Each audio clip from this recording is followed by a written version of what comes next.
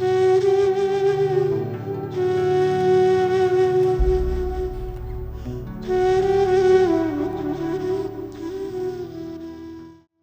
দর্শক, আমাদের সঙ্গীতের ভুবনে এমন কিছু নক্ষত্র থাকে যাদেরকে হারিয়ে আমাদের সঙ্গীত ভুবন হয়ে পড়ে শূন্য। গতকাল আমরা হারিয়েছি নজরুল সঙ্গীতের প্রবাদ প্রতিম সঙ্গীত শিল্পী এম এ মান্নানকে। তাকে হারিয়ে আজ এক বিষণ্ণ মন নিয়ে চ্যানেল আইতে এই আয়োজনে আপনাদের সামনে হাজির হয়েছি। তিনি স্বাধীন বাংলা বেতার কেন্দ্রেরও সঙ্গীত শিল্পী ছিলেন এবং একজন শিল্পী যখন আসলে চলে যান তখন তিনি অনেক ভক্ত, অনেক শিক্ষার্থী এবং আমাদের মাঝে আসলে তার স্মৃতি রেখে যান। আজকের এই আয়োজন আমরা নিবেদন করছি সঙ্গীতজ্ঞ এম এ মান্নানকে। আমাদের সাথে আজ তিনজন মানুষ আছেন যারা নিজেরাও সঙ্গীত পরিচালনা করছেন, সঙ্গীতের সাথে আছেন এবং সঙ্গীতের কথা শুনতে, সঙ্গীতের গুরুত্ব বুঝতে, সঙ্গীত যেহেতু একটি গুরুমুখী বিদ্যা, শিল্পীদের চেয়ে ভালো আসলে সেটি কেউ বর্ণনা করতে পারেন না। আমাদের তিনজন অতিথি আজকের আয়োজনের আপনাদের সাথে পরিচয় করাবো। আমাদের সাথে আছেন আমাদের প্রিয় শিল্পী ফেরদৌসারা, স্বাগতম আপনাকে, এবং আছেন শিল্পী রোশনারা সোমা, আপনাকেও স্বাগত। আছেন রাহতারা গীতি, আপনাকেও স্বাগত। আমরা একটু ফেরদৌসারা আপার কাছেই শুরুতে যেতে চাই। যে কথাটি বলছিলাম যে একজন শিল্পী চলে গেলে আসলে ভীষণ এক শূন্যতা তিনি আমাদের মাঝে রেখে যান। আজকের দিনে বসে তাকে কিভাবে স্মরণ করতে চান? আসলে উনি যে স্মরণের একজন মানুষ হয়ে যাবে হঠাৎ করেই, সেটা আমি ভাবতে পারিনি। সঙ্গীত জীবনে আমার শুরুর দিকে তাকে আমি পেয়েছিলাম পথ প্রদর্শক হিসেবে। একজন গুণী শিল্পী, অপূর্ব কণ্ঠস্বরের অধিকারী। তিনি যখন বিরাজ করছেন নজরুল সঙ্গীত ভুবনে, জ্বলজ্বল করছে তার তৎকালীন সময়ে সঙ্গীত জীবন, ঠিক এরকম একটি সময়ে আমি মাত্র শুরু আমার এই রাইজিং টাইম।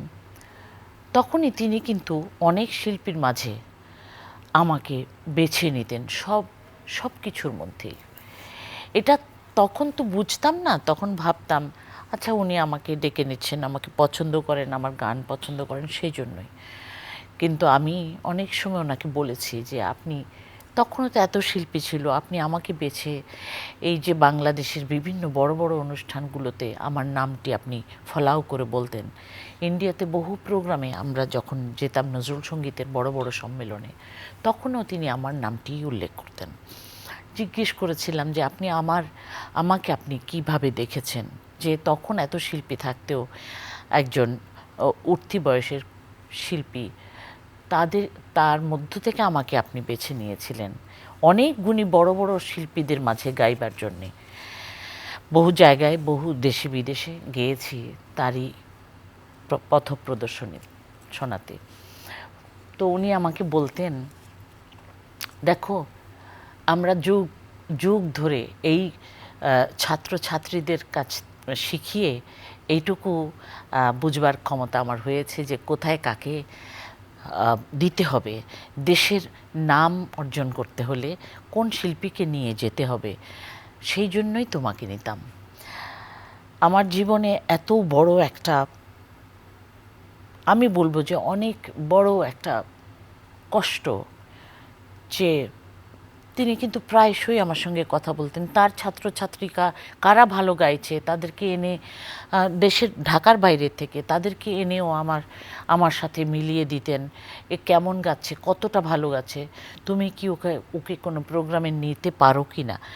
তখন আমার একটাই কথা ছিল, অবশ্যই আপনি নিয়ে এসছেন আমাকে গান শোনাতে, তার মানে আপনি বলতে চান সে ভালো, তার মানে হচ্ছে আমি জানি সে ভালো, না হলে আপনি আনতেন না। অতএব তার কথাই ছিল, তাহলে তুমি একটু গুণ বিচার করে তাকে কোথায় দেওয়া যায়, কি করা যায়, তাকে প্রোগ্রাম দেওয়া যায় কি না, এই ধরনের অনেক কিছুই। তার সঙ্গে কিন্তু আমার এতটাই অকপট আন্তরিক একটা সম্পর্ক ছিল। আমি এই মানুষটিকে, একজন শিল্পী মানুষ আর একজন গুণী মানুষ, যে অন্য শিল্পীদেরকে সম্মান দিতে জানেন, আমি খুবই কম দেখেছি। এম এ মান্নান আমার জীবনের অনেক অনেক ইম্পর্ট্যান্ট টাইম তিনি আমাকে দিয়েছেন এবং আমাকে বিভিন্ন জায়গায়। এই কারণে আমার কথা আমি কেন বলছি যে এই ধরনের মানুষ কখনো কিন্তু না বুঝে না বিচার করে কাজ করতেন না। তার মধ্যে একটা সততা ছিল প্রচণ্ড। শিল্পীরা বিদেশ থেকে আসলে একজন শিল্পী হিসেবে কতটুকু আর্ন থাকে, কতটুকু আয় থাকে, তার মধ্যেও তিনি এই বিদেশি শিল্পীদেরকে নিয়ে যেভাবে খাওয়াতেন, মানে এটা সত্যি আমি অবাক হয়ে যেতাম। আমি মাঝে মাঝে জিজ্ঞেস করতাম যে আপনি এতটা খরচ করছেন এরকম কিভাবে এটা? তো উনি বলতেন এটা খরচ না, এটা আমার মনের ইচ্ছাটা। দেখতাম এত বড় মনের মানুষ, এত মানবিকতাপূর্ণ একজন শিল্পী আমি দেখিনি। এটা বোধ করি কিছুটা পরিবার থেকেও আসে। এবং মানুষের প্রতি যে ভালোবাসা, শিল্পের প্রতি যে ভালোবাসা। আবারও আপনার কাছে শুনবো, আপনার একটু রোশনারা সোমার কাছে শুনবো। শিল্পী এম এ মান্নান চলে যাওয়াতে আসলে যে ভীষণ শূন্যতা তৈরি হয়েছে, বাংলা সঙ্গীতের যে অপূরণীয় ক্ষতি হয়ে গেছে, এটাকে আপনি কিভাবে দেখছেন? আমি সর্বপ্রথমে আমার চাচার আত্মার মাগফিরাত কামনা করে শুরু করছি। আসলে ওনার সম্পর্কে বলাটা আমাদের জন্য খুবই কষ্টকর, কারণ আমরা জন্মের পর থেকেই ওনাকে দেখে আসছি। যখন থেকে জ্ঞান হয়েছে আমরা মানে আমরা বাবা চাচা বলতে সব একই আর কি আমাদের কাছে, ভালোবাসাও সেইভাবে পেয়েছি। ওনার যে গুণ, ওনার যে মানে শিল্পী মন, একটা মানুষ শিল্পী হয় যে আপাত মস্তক সে শিল্পী ছিলেন, তার ভিতরে শিল্পের এতটুকুন 19-20 ছিল না। তিনি শিল্পকে ভালোবেসেছে, সে সঙ্গীতকে ভালোবেসে এবং তার ভালোবাসাটা উজাড় করে দিয়েছে সব শিল্পীদের মাঝখানে। তার যে মহত্বটা, সে জন্মেছিল ওরা 1945-40 এরকম হবে, আমার ঠিক এক্স্যাক্টলি সালটা মনে নেই। জন্মের পরে কিছুদিন পরেই, যখন বয়স ছোট আর কি 10-12 বছর হবে, ওনার বাবা মা পরপর দুজনই মারা যান এবং ওনার একটা বোন ছিল, সেটাও মারা যান। তো চাচা একাই ছিলেন। তো আমার দাদিরা 2 বোন ছিল এবং ওনাদের কাছেই, আমার দাদির কাছে মানে আব্বার সংস্পর্শেই সে বড় হয়েছে। আর আরেক বোন ছিল, ওরা 2 বোন মিলেই এই বাচ্চাকে বড় করে আর কি। তারপরে বাকি ভবিষ্যৎ হয়তো অনেক কাঠখড়ি তাকে পোড়াতে হয়েছে জীবনে বাঁচার জন্য, ইয়ের জন্য। তারপরে রাজশাহীতে অডিশন দিয়ে আব্বা বলল যে তুমি রাজশাহীতে যাও, যখন সুগার মিলে চাকরি হলো, ওখানে অডিশন দিয়ে মানে পাশ করে গেল। তারপর থেকে ওখানে প্রোগ্রাম করে, পরে আব্বা আবার ঢাকাতে নিয়ে আসে আর কি। তো সেই থেকেই সঙ্গীতের পিছনে লেগে আছে চাচা। এবং আমাদের সাথে পিতৃ আর কন্যা মানে সন্তান সম্পর্ক আর কি, আমরা কখনো আলাদা চোখে দেখিনি। আমাদের কিছু হলেই উনি যেমন দৌড়াদৌড়ি করতেন, আমরা মানে চাচার কিছু হলে প্রথমত আমি চাচা চলে যাবার ঘন্টাখানেক আগে ওনার সাথে আমার কথা হয়েছে, আমাকে ফোন করেছে একটা, যে আমারও শরীর খারাপ, তো তোমার কেমন আছোটা ইত্যাদি। মানে ওই যে বাবার শরীর, কয়েকদিন পর পর ফোন করে খালি খোঁজ নেয়, তোমার শরীর ঠিক হচ্ছে এখন, তুমি ভালো? আমি চাচা আমার তো একটার পর একটা খালি কী হচ্ছে। তার 2 ঘন্টা পরে শরীর চাচা নেই। Can you believe it? এটা মানে আমার বিশ্বাস হচ্ছে না। এটা আমার কাছে এখনও মনে হচ্ছে আমি স্বপ্ন দেখছি, যে আমি তো এখনই কথা বললাম যে আমি ভালো আছি ইনশাল্লাহ। বললাম চাচা আপনার শরীরটা কেমন, আপনার শরীরের দিকে খেয়াল রাখেন। বল কি যে না আমি ইনশাল্লাহ ভালো আছি। তো এই ভালো থাকা কি এই যে জানতাম না যে 2 ঘন্টা পরে তিনি আমাদের সবাইকে ছেড়ে চলে যাবেন। মানে আজকে আমি কোনো কথা গুছিয়ে বলা আমার পক্ষে সম্ভব না। আমি যে তাকে কিভাবে মিস করছি, আমরা সব পরিবাররা। কোনো কাজে মানে উনি ছাড়া হবেন না, কোনো পরামর্শ চাইলে। আমরা রাহাতারা গীতির কাছেও একটু শুনবো। এই যে আমরা সময়ের কাছে শুনছিলাম যে যেভাবে তিনি গানের সাথে লেগেছিলেন সেই সময়টা থেকে, এরপর তো আসলে অনেক অনেক শিক্ষার্থী তিনি তৈরি করেছেন, সেই সম্পর্কে একটু শুনবো। প্রথমে আমি চাচার আত্মার শান্তি কামনা করছি। তো বড় কথা কি, উনি কখনো ঢাকার শিল্পী নিয়ে কখনো ব্যস্ত ছিলেন, উনি শুধু দেখতাম যে বিভিন্ন জায়গা থেকে যেভাবে যেমন ফেরদৌস আপা বললেন, খুবই সত্যি যে বিভিন্ন জায়গা থেকে শিল্পী যে কোনো ভালো, যদি তুমি কোথায় থাকো তোমার অ্যাড্রেসটা দিও, তোমার ফোন নাম্বারটা দিও, তাকে হয়তো বলেই বসলো তুমি চলে আসবে, আমার বাসার ঠিকানাটা পর্যন্ত দিয়ে দেন। ফেরদৌস আপা যেটা বললেন খুব স্বল্প পরিসরে, মানে আমি আমার বাবাকেও দেখেছি, আমার চাচাকেও দেখেছি, ওনারা এত মানে এত সিম্পল ডিপ মানে লাইফ লিড করতেন, মানে হ্যাঁ এটা আমি বলে বোঝাতে পারবো না। খুব সামান্য মধ্যে ওনারা অনেক হ্যাপি থাকতেন, আমাদেরকে হ্যাপি রাখার চেষ্টা করতেন, কিন্তু আমরা জানি কিন্তু খুব অল্প পরিসরে। চাচাকেও দেখেছি, আমার বাবাকেও দেখেছি। ওই চাচা অল্প পরিসর ছোট্ট একটা বাসা, তার মধ্যে তার সন্তানরা আছে, তার মধ্যে ইন্ডিয়া থেকে কত শিল্পী আসছেন, তারপর বিভিন্ন জায়গা থেকে ঢাকার বাইরের শিল্পীরা একটু ভালো কণ্ঠ শুনলেই কিন্তু ওনাদেরকে চাচা নিমন্ত্রণ করে নিয়ে আসতেন, তাদের গান শুনতেন।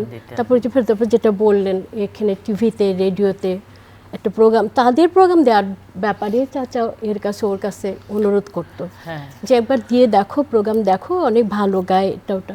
যার জন্য যে কালকে থেকে বিভিন্ন জায়গা থেকে ফোন আসছে, যে আমরা তো বিশ্বাস করতে পারছি না উনি এত স্নেহ করতেন, আমাদেরকে এত ভালোবাসতেন।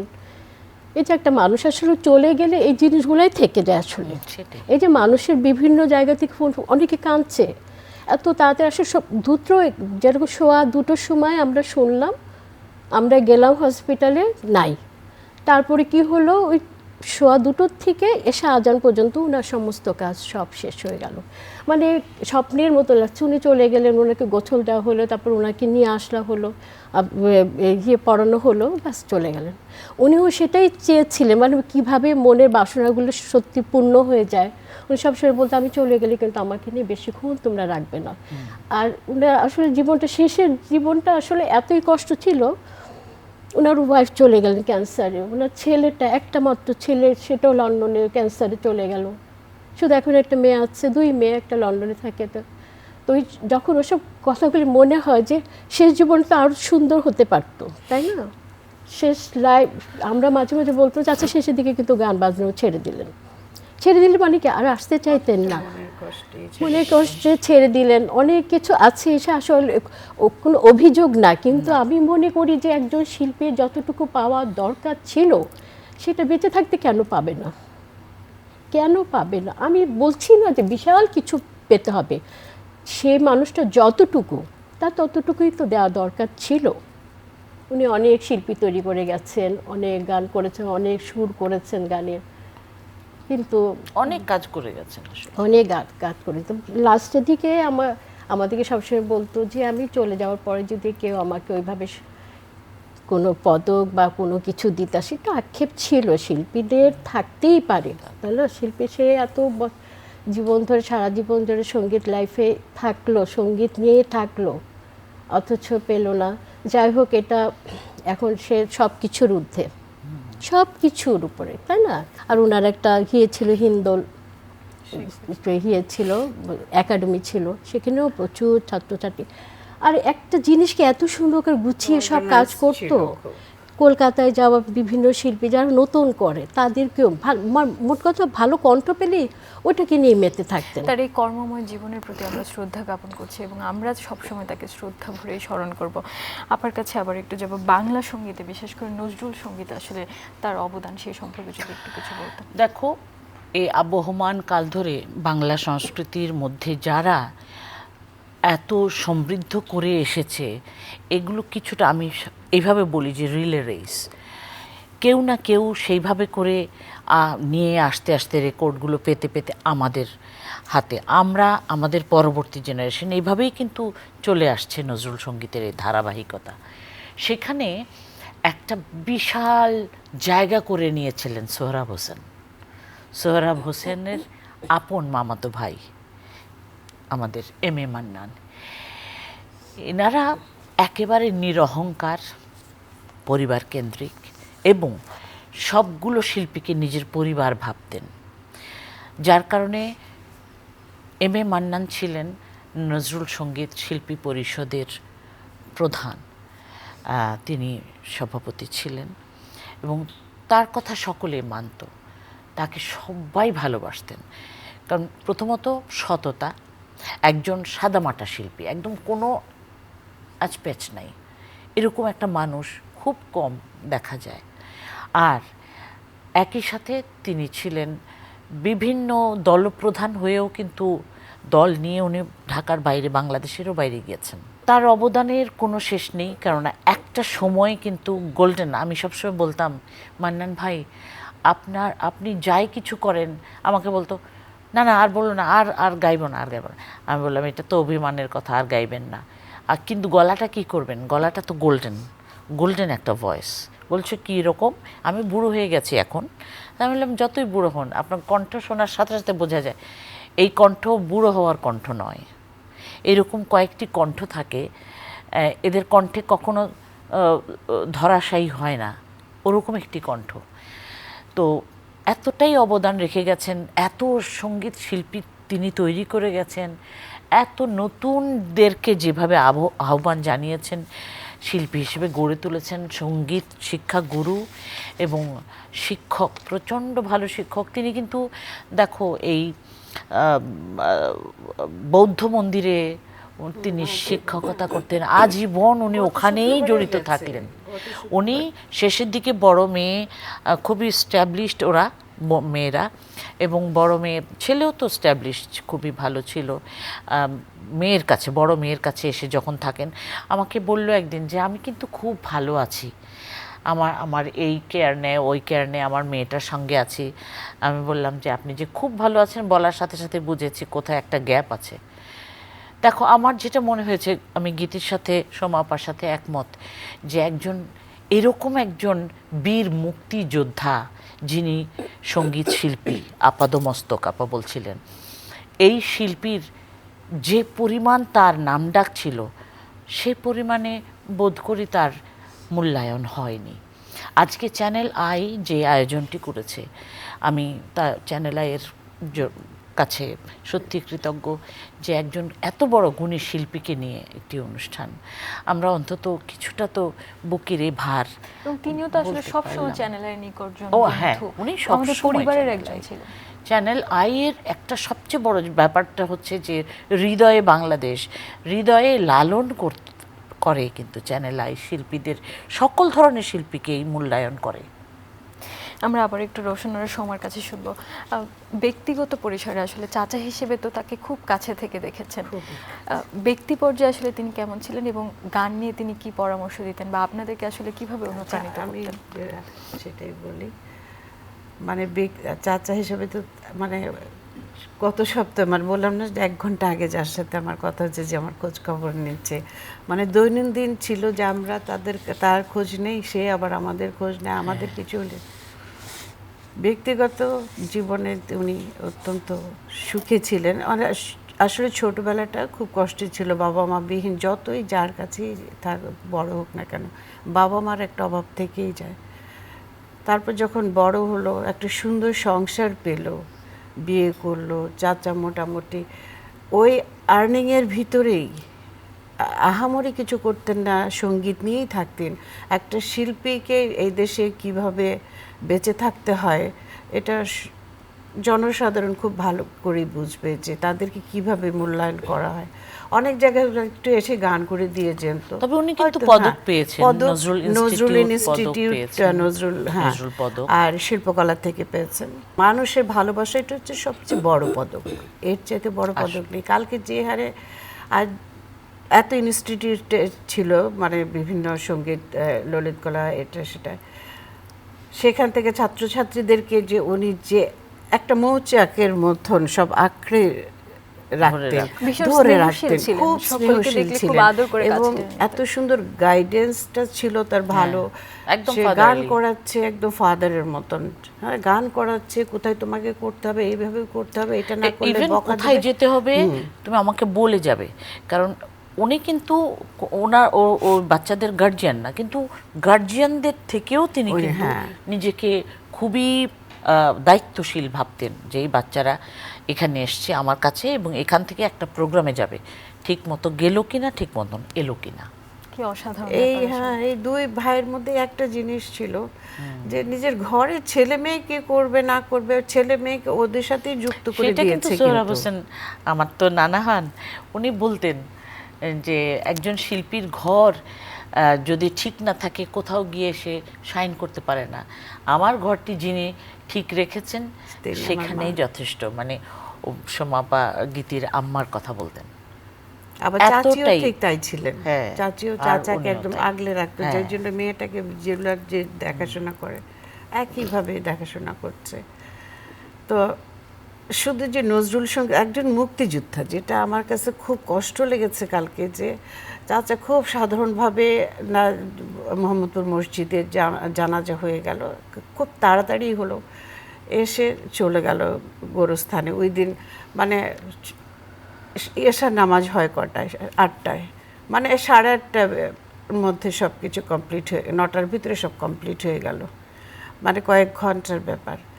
তো তার যে মনে যে দুঃখটা ছিল লাস্ট শেষ জীবনে, যেটা বলতো যে সরকারি পর্যায়ে হ্যাঁ, একটা কিছু যদি সরকারি শিল্পী পর্যায়ে স্বীকৃতি পেতাম, পেতে চায়। তবে হ্যাঁ, আমি চলে গেলে তোমরা যতই যে যাই দিক আর নিও না কিছু। তার একটা মানে এরা প্রকাশ অভিমান। করতে অভিমান ছিল ভিতরে। আর শিল্পীরা কিন্তু অভিমানী হয় একটুতেই তাদের মানে খুব অভিমান। আমাকে শুধু বলতো, জানো আমার বাসার একদম কাছে তোমার স্কুলটা, সুর সপ্তকে আমার যেতে ইচ্ছা করে। তখন আমি বলেছি, এই কথাটা কেন মুখ দিয়ে আপনার বলতে হলো? কেন আপনি নিজে থেকে আসেন না, চলে আসেন না, আপনি তো আমাদের। খুব খুশি হতেন উনি, বুঝতেন যে আমি কতটাই আপন ভাবে ওনাকে বলতাম। হ্যাঁ, আমাদের গানের ব্যাপারে সব সময় উৎসাহ দিচ্ছেন। কোনো একটা নতুন গান, উনি যে খালি নজরুল সঙ্গীত এদিকে এদিক হলে, এটা কিন্তু এরকম না, কিন্তু তুমি রেকর্ডটা শোনো না, আমার কাছ থেকে শোনো। পরের দিকে আর ওই ধৈর্যটা ছিল না, বলতে এই গানটা একটু শুনে নিও, এখানটা একটু এরকম আছে, কারেক্ট করে নিও। তারপরে অনেক প্রচুর আধুনিক গান সুর করেছেন, যেগুলি হয়তো মানে এখনো গাইলে আমি বলবো যে খুব ভালো সুর আর কি, অত্যন্ত মিষ্টি সুর সব। সকালের গানে তো আপনারা গান, আমিও গাই, ইনশাল্লাহ। আমরা কিন্তু ওনার গান একটা একটা করে গাইবো। হ্যাঁ, এটা গাইবো একদম আমরাও শুনতে চাই। আমরা একটু রাহাতারা গীতির কাছেও শুনি। আমরা শুনছিলাম যে তিনি আসলে কি ভীষণ সাধারণ জীবনযাপন করতেন, সবার সাথে নিচু স্বরে কথা বলতেন, ভালোবেসে কথা বলতেন। শিক্ষক হিসেবে তিনি কেমন ছিলেন সেটিও শুনছিলাম, আপনার কাছে আরও একটু শুনতে চাই। আমরা যেটা দেখেছি জন্মের পর থেকে, আব্বা ছিলেন আমাদের মাথা। উনি বসতেন, আমরা ছোটবেলায় দেখতাম বড় চাচাও ভাইকে কিন্তু প্রচন্ড সম্মান শ্রদ্ধা করতেন উনি। হ্যাঁ, মান্নান চাচাকে ভাই? দেখেছি যে হ্যাঁ। চাচা এসে সে আব্বার কাছে গান তুলে নিচ্ছে। তারপর একটা সময় হলো যে চাচাও বসতেন, আমি বসতাম, সুমা বসতো, আব্বা বসতো। সেই জায়গায় অনেক ভুল ত্রুটি হতো। আব্বা শুধু আমাদেরকে না, চাচাকেও দেখেছি। তো চাচা আবার পরে বলতো যে যাক, এইভাবেই এই যে আজকে যে ভাইয়ের বকাটা খেলাম, এতেই আমার অনেক, হ্যাঁ, আমি আরো মানে ঠিক বকা করতে দিই, হবে, তাতে কোনো হ্যাঁ। কিছু না। তারপর দিন শেষে আবার বসতো। আর আমাদের ব্যাপার যেটা, ওই যে যেটা সুমা বললো যে মানে কোনো কিছু হয়তো আজকে একটা কোনো জায়গায় একটু সুরে একটু এদিকে তো হলো, বলতো তোমরা একটু তুলে নাও। আর বেশিরভাগটা সময় ফোন করে বলতো, বাসায় আছিস? আমি বলছি হ্যাঁ আছি চাচা, আমি আসছি, বাস এই এতটুকুই কথা, আমি আসছি।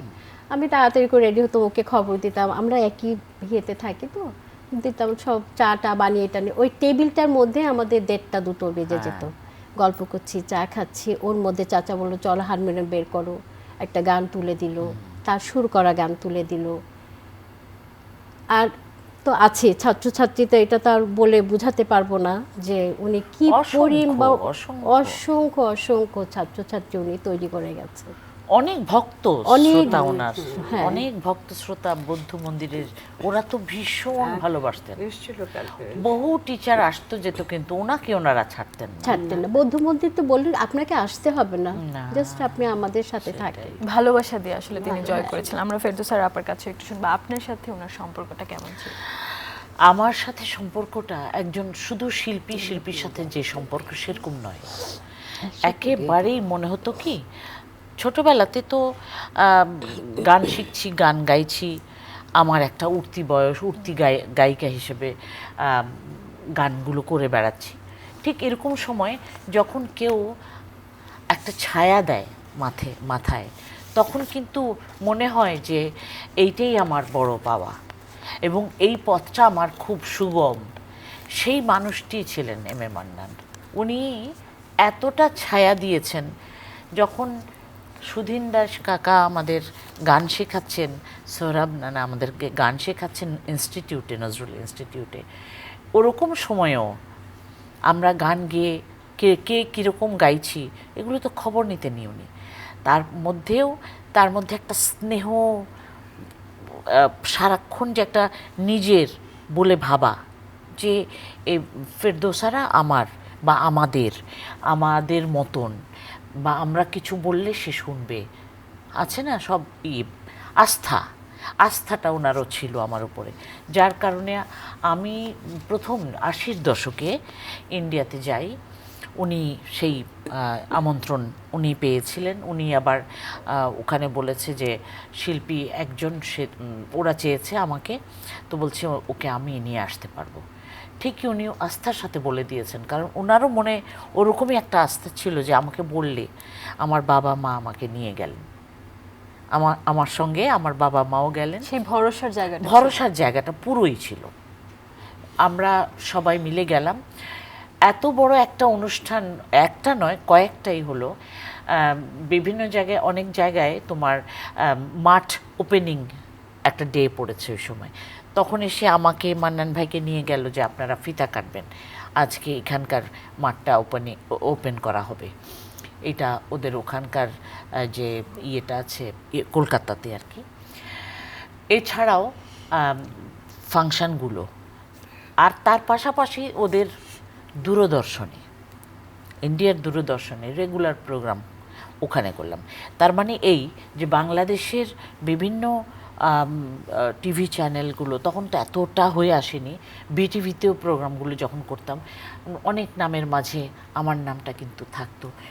শুধু মান্নান ভাই না, সোহরাব হোসেন উনি, আমাদের সুধীন দাস, সব সময় ফিরোজা বেগম, এনারা কিন্তু আমাদের স্নেহ করতেন সকলেই। তার মধ্যে আমি বলবো যে ওনাদের মধ্যে কনিষ্ঠ তখন মান্নান ভাই, তখন খুব সবার পপুলার, হ্যাঁ খুব জনপ্রিয়। উনি কিন্তু আস্থার সাথে আমাদেরকে নিয়ে যেতেন। তাই বলছি, এই নিয়ে যাওয়ার অর্থ হচ্ছে যে তারও আস্থা আসতো যে বাংলাদেশ থেকে একজন এমন নিয়ে গেলাম, মানুষ যেন প্রশংসা করে, কারোর প্রতি ভরসাটা দেখানো হয়, তার কিন্তু শক্তিটাই আসলে বেড়ে যায়। হ্যাঁ, ওই জন্যই বেশি খারাপ লাগছিল কালকে এটা শোনার পরে। আমি তো একেবারে মানে হাউমাউ করে কেঁদে উঠলাম যে এ কী অবস্থা। আমি শুনলাম সেদিনই। উনি কিন্তু আমাকে সবসময় কেয়ার নিতেন, দূর থেকে কেয়ার নিতেন। উনি নিজেও সুস্থ না, তারপরেও আমাকে ফোন করে করে জিজ্ঞেস করতেন তুমি কি এরকম তোমার স্কুল কীরকম চলছে, কী অবস্থা এখন, কে ভালো গাচ্ছে, এইগুলো কিন্তু ওরা সব সময়। আমরা রোশনারা সময়ের কাছে আবারও শুনবো, এই যে ভক্ত বা সঙ্গীত অনুরাগী বা যারা সঙ্গীতকে ভালোবাসেন, ভবিষ্যতে গান করতে চান, এই সকলে আসলে ওনার কাছ থেকে কী শিখতে পারে বা কী শিক্ষা গ্রহণ করতে পারে তার কর্মময় জীবন থেকে? এটাই মানে যারা ওনারা ছাত্রছাত্রী, ওনাকে যারা ফলো করবে, একটা নিষ্ঠার সাথে বেড়ে উঠবে, যে একটা সত্যবাদী, ন্যায়পূর্ণভাবে আর কি। চাচা ব্যক্তিগত জীবনে খুব রাশভারী আমি বলবো না, খুব চুপচাপ স্বভাবে, কোনো কিছু প্রতিবাদ করেন না, কোনো কিছু প্রতিবাদ করেন না, একেবারে যে করেন না সেটা না, যে কোনো কিছু নিয়ে তার মাথা ব্যথা নেই, আমি কাজ করে যাব, আমার ইন্টেনশন আমি কাজ করব, ভালো কাজ করব। ডান থেকে বাম থেকে সামনে পিছনে অনেক কথা উঠতে পারে, অনেক কিছু বলতে পারে, বাট আমার নিতে একটাই, আমার এত কথায় কান দিয়ে দরকার নেই, আমি আমার কাজ করে যাব। এবং ছেলে মেয়েগুলোকে একদম তার নিজের ছেলে মেয়ের মতনই ভালোবাসতো। যে কিন্তু একটু রাশভারী ছিল, অনেকে ভুল বুঝতো যে মান্নান ভাই একটু কথা কম বলে, একটু গম্ভীর, এটা সেটা। আমি বললাম না, সবার স্বভাব তো। আব্বা ছিল অপোজিট, জাস্ট অপোজিট। এ হয়েছে একরকম, একটা ঘরে 5টা সন্তান 5 রকম হয়। তো চাচা ছিল স্বল্পভাষী, কিন্তু প্রত্যেকটা কথার মধ্যে একটা ওয়েট থাকতো, আলতু ফালতু কথা না, কোনো কিছু না। অনেক আছে বাজে কথা বলে সময় নষ্ট করে, সেটা না। সুশিক্ষা কিভাবে দিতে হয়, সঙ্গীত চর্চা করো, লাভ দিয়ে আর ইয়ে করে কোনো কিছু করে বড় হয়ে না, নিজে সত্যিকার অর্থে বড় হও। একদম। রাহাতারা গীতের কাছে আমরা একটু শুনবো, আপনি ব্যক্তিগতভাবে কি শিখেছেন চাচার কাছ থেকে? চাচার কাছে অনেক কিছু শিখেছি। এই যে যে কথাগুলি বললেন, যে আসলে খুব অল্প কথা বলতেন, কিন্তু এই অল্প কথার মধ্যেই আমরা চাচার কাছে এক ধরনের শিক্ষা পেয়েছি, বাবার কাছে এক ধরনের শিক্ষা পেয়েছি। ওই যে বললো, মানে এত অল্প কথা বলতেন কিন্তু সুন্দরভাবে, আর সব সময় কি মানে ওনার কাছে সবাই ভালো, সবাইকে ভুল করতেন না, খারাপ মন্দ বলতেন না কোনোদিন কখনো। শুনিনি। অনেকে আছেন একটা জায়গায় বসলে এটা কত ওটা সেটা না, আনন্দ ছলেও, হাসি তামাশা ছলেও যে একটা কারোর সম্পর্কে হ্যাঁ, কিছু বলা এটা যে- কোনোদিন আমি এটা এই জিনিসটা যে কত বড় একটা গুণের একটা পরিচয়। সবচেয়ে বড় কথা আজকাল তো আমরা বিভিন্ন জিনিস নিয়ে পরচর্চায় উনি পরচর্চা কোনোদিন করার, ছিলেন না। কিন্তু উনি কিছু বললে আচ্ছা ঠিক আছে, এটা তা আসলে হয়তো বুঝে ঠিক নিয়ে, হয়েছে, বুঝে নিয়ে হয়তো বলে ফেলে। আমরা অনেক সময় হ্যাঁ কালকে যে জিনিসটা করলো ওনার এটা করা উচিত না, চাচা সেই জিনিসটাকে এত সুন্দরভাবে বলতো, হয়তো না বুঝে হয়তো পট করে বলে ফেলছে, হয়তো বলা উচিত ছিল না বলে, মানে আমাদের সাথে যে কথাটা বলে যোগ দেওয়া, আবার জিনিসটাকে একটু বাড়িয়ে তোলা, মানুষকে ওই কখনো জায়গাটা বিচার স্টপ করেন করে না। দিতেন, আমরা ওই রেগে জায়গাটা যেতাম। স্টপ করে দিতেন। তো এই যে কত বড় একটা গুণ, এই জিনিসগুলো তো তাদের কাছ থেকে শেখা। একদম। আমি মনে করি যে এটা তো আসলে খারাপ, চাচা যেটা করলেন আসলে তো ওই জিনিসটাই আমাকে নিতে হবে, ওইটাই আমি নিব। আমরা আয়োজনের শেষ পর্যায়ে চলে এসেছি, অনেক ধন্যবাদ দুজনকে। ফেরদৌস আর আপাকে দিয়ে শেষ করবো, সর্বশেষ যদি কিছু বলতে চান। আমরা নজরুল সঙ্গীতের ভুবনে একজন অত্যন্ত ভালো সঙ্গীত শিল্পী, ভালো মানুষকে হারিয়েছি। এই ক্ষতিটা সত্যি অপূরণীয়। কেননা একজন শিল্পীকে দেখে বেড়ে ওঠা, তার কাছে শিক্ষা নেওয়ার যে জায়গাটা ছিল এবং তার কাছ থেকে সততা, আরও একটি ছিল যে কোনো ভুল কথা হচ্ছে, কোনো ভুল বিবেচনা হচ্ছে, সেই জায়গায় কিন্তু উনি থেমে থাকতেন না। উনি কিন্তু ডিরেক্ট বলে দিতেন এটা ঠিক হয়নি, ওটা ঠিক আছে, এইটা রাইট না, এগুলো কিন্তু উনি বলে ফেলতেন। ওনার মধ্যে আমি বললাম না, কোনো লুকিয়ে রাখা কথা রাখতেন না উনি, সবসময় অকপট, স্বচ্ছ একজন মানুষ স্বচ্ছ, ছিলেন। একদম স্বচ্ছ মানুষ। অনেক ধন্যবাদ ফেরদৌসারা।